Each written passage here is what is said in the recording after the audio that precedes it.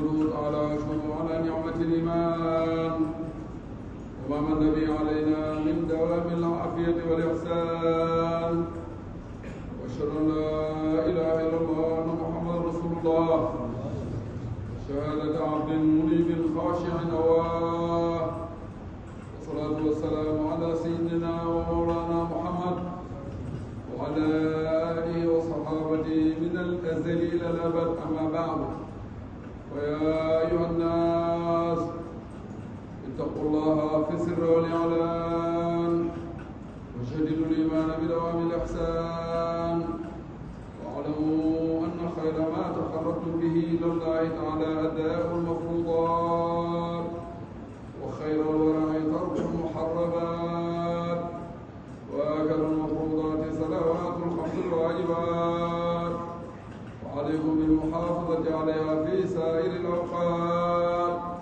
قال تعالى: حافظوا على الصلوات والصلاة الوسطى وقوموا لله قانتين. وقال تعالى: إن الصلاة تنهى عن الفحشاء والمنكر ولذكر الله أكبر والله يعلم ما تصنعون. واعلموا أن خير الحديث كتاب الله، وخير الهدى هدى محمد، وشر الأمور محدثاتها، وكل بدعة ضلالة، وكل ضلالة في النار. وقد أخرج البخاري في صحيح عن أبي هريرة عن عبد الله بن عمر بن الخطاب رضي الله عنهما أنه قال: سمعت رسول الله صلى الله عليه وسلم يقول: بني الإسلام على 5: شهادة أن لا إله إلا الله وأن محمدا رسول الله، وإقام الصلاة، وإيتاء الزكاة، وصوم رمضان، وحج البيت من استطاع إليه سبيلا. إن آدم تتغابر في الدنيا والأيام تنعاد، والقبر غايتك والأرض مثواك، فريق في الجنة وفريق في السعير، كما في محكم تنزيل المستحيل في حق التبديل والتدوير. وطوبى لعبد بصر بعيوبه وتدارك قبل الفوات، وتزود لمعاده، وارضى ربه قبل حلول الممات. قال تعالى: قد أفلح المؤمنون الذين هم في صلاتهم خاشعون، والذين هم عن اللغو معرضون، والذين هم للزكاة فاعلون، والذين هم لفروجهم حافظون إلا على أزواجهم أو ما ملكت أيمانهم فإنهم غير ملومين، ومن اتبع وراء ذلك فأولئك هم العادون، والذين هم لأماناتهم وعهدهم راعون، والذين هم على صلواتهم يحافظون، أولئك هم الوارثون الذين يرثون الفردوس هم فيها خالدون.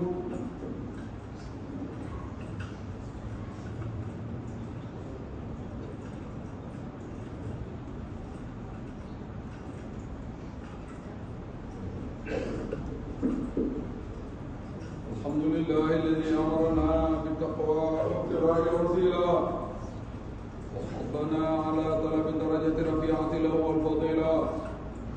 أمرنا أمرا بدأ فيه بنفسه، وثنى بملائكة قدسه، وثلث بالمؤمنين من جنه وإنسه، وقال تشريفا للنبي وتكريما: إن الله وملائكته يصلون على النبي يا أيها الذين آمنوا صلوا عليه وسلموا تسليما. وروى أنس أنه صلى الله عليه وسلم قال: من صلى عليه صلاة واحدة صلى الله عليه بها 10. وفي رواية: من صلى عليه 10 صلى الله عليه بها 100، ومن صلى عليه 100 صلى الله عليه بها 1000، ومن صلى عليه 1000 زاحمت كتفه كتفي على باب الجنة. وعليكم بالإكثار من الصلاة عليه شكرا، تجد ذلك عند الله وخيرا وأعظم أجرا. اللهم صل على محمد وعلى آل محمد كما صليت على إبراهيم وعلى آل إبراهيم في العالمين إنك حميد مجيد. وبارك على محمد وعلى آل محمد كما باركت على إبراهيم وعلى آل إبراهيم في العالمين إنك حميد مجيد. اللهم صل على سيدنا محمد عبدك ورسولك النبي الأمي. اللهم صل على سيدنا محمد الفاتح لما أغلق والخاتم لما سبق الناصر الحق بالحق والهادي إلى صراطك المستقيم وعلى آله حق قدره ومقداره العظيم.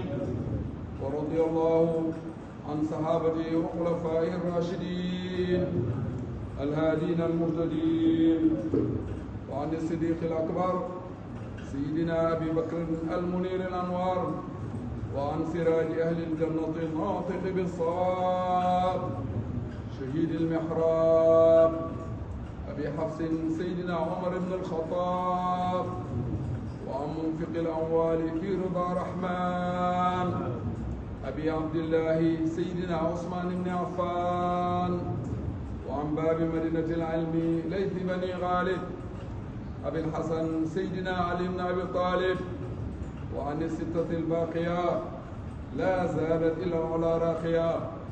اللهم انصرنا به وانصر من نصر الدين واخذل من خذل المسلمين.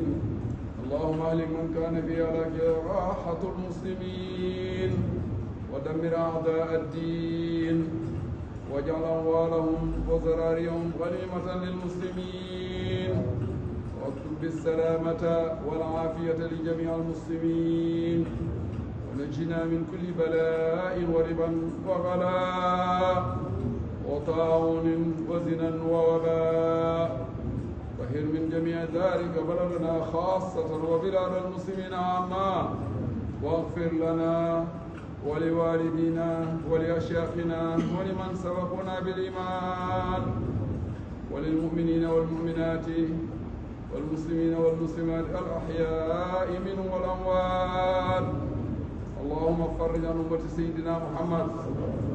اللهم فرج عن أمة سيدنا محمد. اللهم فرج عن أمة سيدنا محمد. عباد الله إن الله يأمر بالعدل والإحسان وإيتاء ذي القربى وينهى عن الفحشاء والمنكر ولذكر الله أكبر والله يعلم ما تصنعون. السلام عليكم mbokk yi